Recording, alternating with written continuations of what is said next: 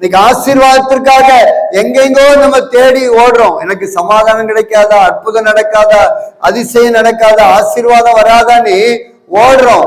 ஆனா ஆண்டவர் சொல்றார், ஆசீர்வாதம் எல்லாம் உன்னுடைய வீட்டுக்குள்ளே இருக்குது, ஆசீர்வாதங்கள் எல்லாம் உங்களுக்குள்ளே இருக்கிறது என்று ஆண்டவர் சொல்லுகிறார். ஆகையினால பெற்றெடுத்த தாய் தகப்பனுக்கு முக்கியத்துவம் கொடுங்க. ஆண்டவர் அதுக்காகத்தான் 3 இடத்துல ஆண்டவர் இந்த காரியத்தை எழுதி வைத்திருக்கிறார். உங்க அப்பா அம்மாவை கனம் பண்ணுனா உங்களுக்கு ஆசீர்வாதங்கள் இருக்கு அப்படிங்கிறத ஆண்டவர் உங்களோடு கூட பேசி கொண்டிருக்கிறார். இன்னைக்கு இருக்கிற பிள்ளைங்க பாத்தீங்க அப்படின்னா தாய் தகப்பனை கனம் பண்றதே இல்லை. உங்களுக்கு எல்லாம் என்ன தெரியும் அப்படின்னு கேக்குறாங்க. 15 வயசு வர்றதுக்குள்ள உங்களுக்கு என்ன தெரியும், நாங்க சொல்றத நீங்க கேளுங்கன்னு சொல்றாங்க. அதனாலதான் இன்னைக்கு பிள்ளைகளுடைய வாழ்க்கை ஆசீர்வாதம் இல்லாமல் இருக்கிறது.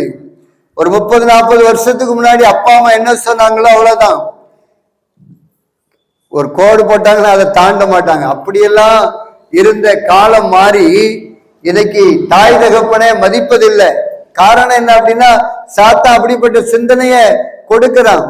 சாத்தானுடைய வேலையே என்ன அப்படின்னா இங்க என்ன எழுதப்பட்டிருக்கிறதோ இதற்கு நேர்மாறாக ஜனங்களை செய்ய வைக்கணும். தாய் தகப்பனை கனம் பண்ணுன்னு ஆண்டவர் சொல்றாரா, சாத்தான் சொல்லுவான் அவங்களுக்கு என்ன தெரியும், அவங்க எல்லாம் அந்த காலம், அவங்களெல்லாம் நீ ஒன்னும் கவனிக்க வேண்டிய அவசியம் இல்லை அப்படின்னு சாத்தான் இப்ப இருக்கிற பிள்ளைகளுக்கு சொல்லிக்கிட்டு இருக்கிறான். அதுதான் இப்ப இருக்கிற பிள்ளைங்க என்ன பண்றாங்கன்னா கடைபிடிக்கிறாங்க.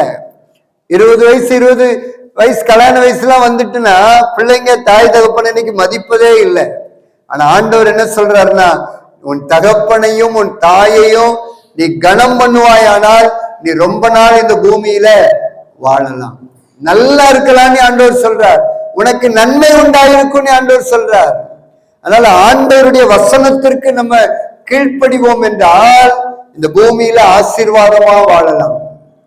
எந்த கஷ்டமும் இல்லாத ஒரு வாழ்க்கை வாழ முடியும்.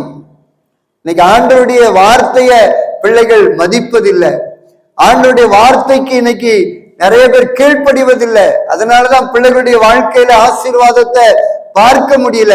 இன்னைக்கு ஆண்டவர் சொல்ற வார்த்தை, நம்ம பெற்றெடுத்த தாயையும் தகப்பனையும் கனம் பண்ண வேண்டும்.